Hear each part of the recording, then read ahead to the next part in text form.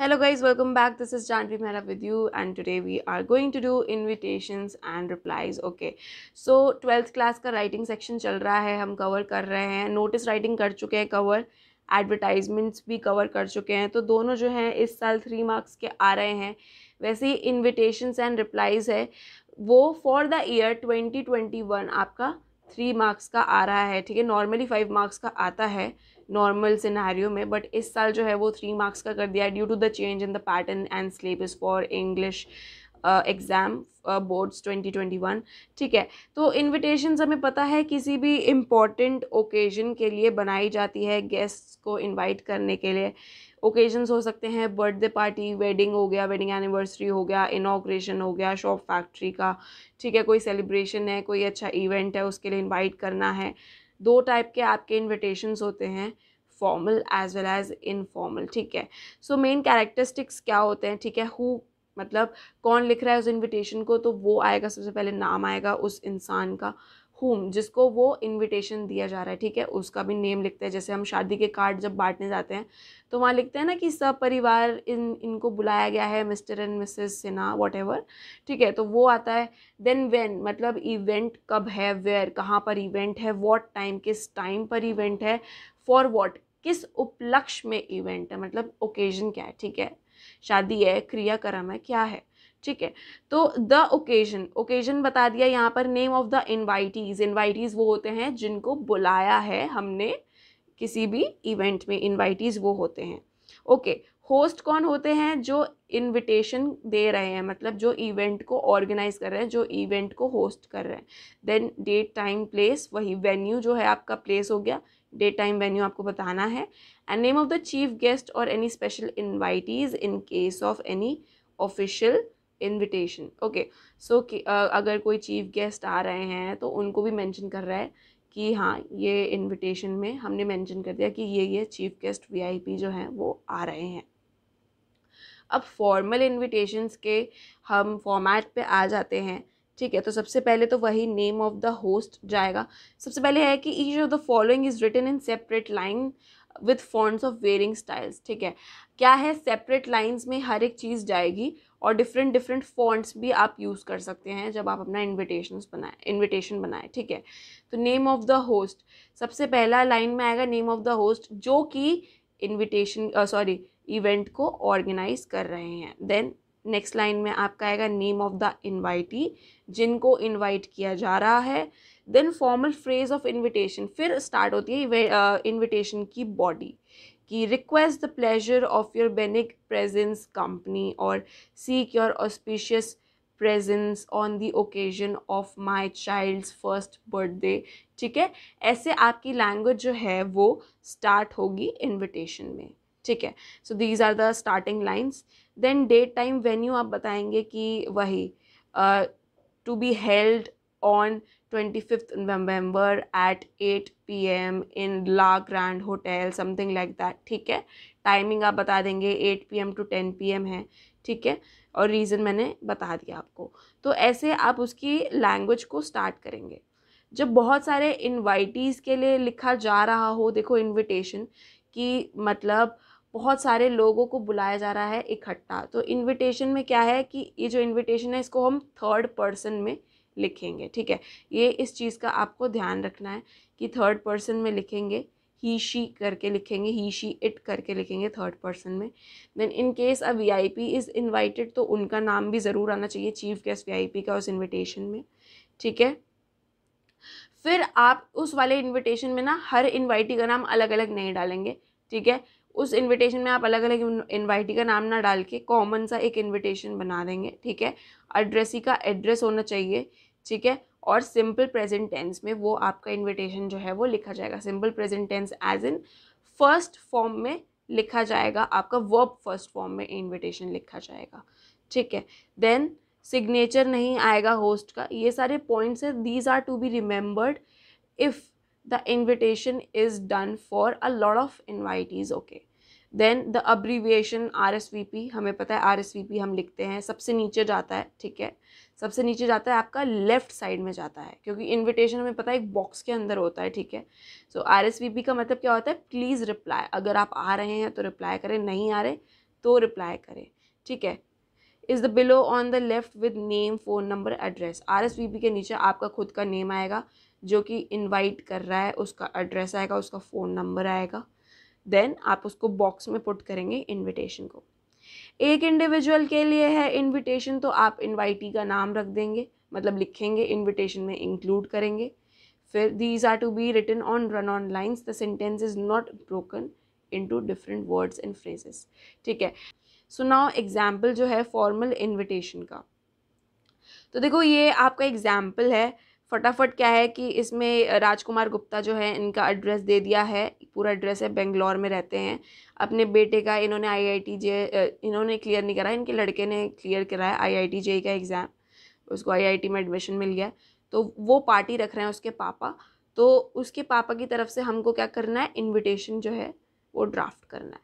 सबसे पहले बॉक्स बनाया, उसमें सबसे पहले उसके पापा और उसकी मम्मी का नाम, कि मिसेज एंड, पहले मिस्टर होना चाहिए वैसे, mister and missus Rajkumar Gupta. Then this is the name of the host, okay, according to the format. Then second line is seek your auspicious presence at the grand celebration party of their son Rohit successfully passing the IIT JEE entrance exam, okay. तो यहाँ पर अब इन्होंने occasion पूरा बताया है कि यहाँ पर पूरी पार्टी हो रही है इस उपलक्ष्य में। देन उसके बाद आ गया, ओकेजन बता दिया, ओकेजन का फिर डेट, सॉरी हाँ, टाइम, डेट आ गया at 8 PM on 1 October, at, फिर वेन्यू आ गया उत्सव बैंकेट हॉल, वेन्यू का एड्रेस। देन यहाँ पर है compliments from friends and families, मतलब शुभकामनाएं हमारी तरफ से आपको, हमारे दोस्तों, हमारे रिलेटिव्स की तरफ से आपको शुभकामनाएं। फिर एंड में लेफ्ट साइड में RSVP आ गया, जिसका मतलब होता है प्लीज़ रिप्लाई, ठीक है। और फिर उसका एड्रेस, जो कि आपके राजकुमार गुप्ता है जिन्होंने इनविटेशन दिया है, उनका एड्रेस हो गया, उनका फ़ोन नंबर हो गया, ठीक है। तो ये तो हो गया आपका एक फॉर्मल इनविटेशन हो गया, ठीक है। ये दूसरा एग्जाम्पल है, तो इसको भी आप पढ़ लीजिएगा, ठीक है। वीडियो को पॉज कर देंगे तो मतलब खुद कर लेना और आप इनको पढ़ लेना। इस वाले एग्जाम्पल को बता देती हूँ।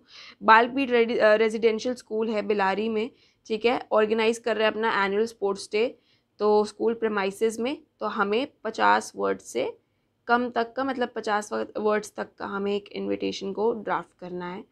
So this is the invitation draft and you can read it, ठीक है। 1-2 सेकेंड में आप पॉज करके इसको देख लीजिएगा इन्विटेशन को। ना formal invitation in the letter format, देखो लेटर फॉर्मेट के तरीके से भी हम एक फॉर्मल इन्विटेशन लिख सकते हैं। जैसे कि सबसे पहले इन्होंने अपना क्या डाला है, एड्रेस डाला है, सेंडर का एड्रेस है, ठीक है, कमला नेहरू स्कूल, उसका सेंडर एड्रेस। फिर क्या है, फिर रिसीवर का एड्रेस है, ठीक है, सेंडर एड्रेस, बीच में डेट आई है, फिर रिसीवर का एड्रेस है, क्योंकि ये हमारा लेटर का फॉर्मेट होता है, हमें पता है।